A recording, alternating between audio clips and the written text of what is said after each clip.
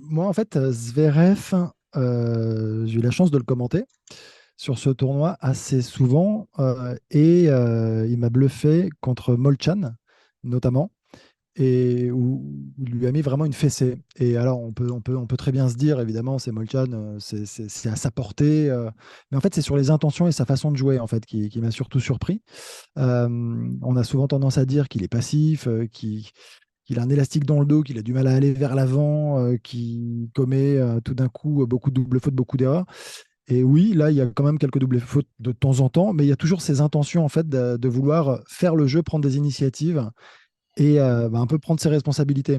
Et finalement, c'est le jeu qui lui convient parfaitement. On peut le voir hein, sur ce tournoi-là, avec en plus de la confiance qu'il retrouve progressivement. Moi, je suis assez bluffé, puisque derrière, contre Tiafoe, pareil, c'est pas, j'ai pas trouvé que c'était un grand match, hein, personnellement.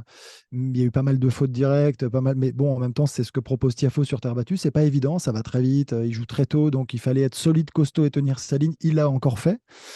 Là, contre Etcheverry, on peut se dire, l'autre arrive en grande forme. Il y a aussi, je pense, l'expérience qui peut jouer pour lui, bien évidemment.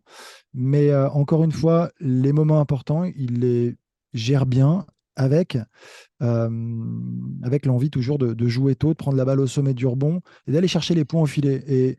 Et ça, en fait, sur tout un tournoi, sur plusieurs semaines, c'est comme ça qu'il avait joué quand il avait été excellent sur les Jeux Olympiques notamment. Enfin, dans ses plus grands moments, c'est comme ça qu'il joue. Et je trouve que bah, c'est génial parce que c'est une belle histoire en plus de le retrouver quand même en demi-finale là, un an après cette blessure contre Rafael Nadal.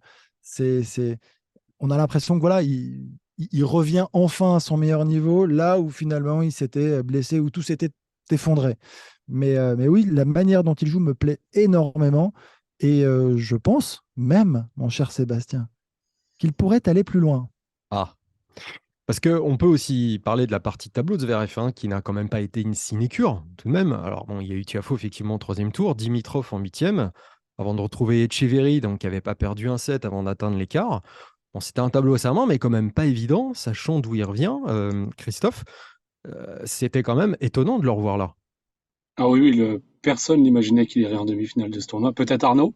Non, non Même plus. pas. Mais non, mais après, en fait, ce que je disais, c'est vraiment après ce deuxième match contre Molchan, je trouve qu'il avait vraiment montré beaucoup de choses. Après, tu sais pas s'il peut tenir ou pas, mais la manière dont il joue sur tous ces matchs-là, en tout cas, même s'il joue pas son meilleur tennis par moment, lui permet malgré tout de gagner parce que il a quand même un fond de jeu finalement qui est quand même très élevé. Je crois que le plus important pour lui, c'était de passer le traumatisme de revenir sur le central.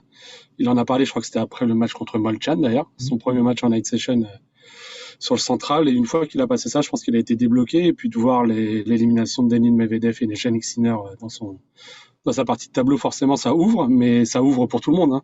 Ça aurait très bien pu être Etcheverry, qui non seulement a pas perdu un set, mais qui a laminé tous ses adversaires. Hein. Nishioka, au tour précédent, il n'a pas existé à part pendant un set. Donc moi, même aujourd'hui, je le voyais favori, mais c'était pas gagné d'avance qu'il puisse passer. Il l'a plutôt bien géré. Alors il a lâché un set, mais enfin bon, c'est pas très grave. Donc oui, oui, le revoir en demi-finale, c'est une surprise et c'est une très très belle histoire.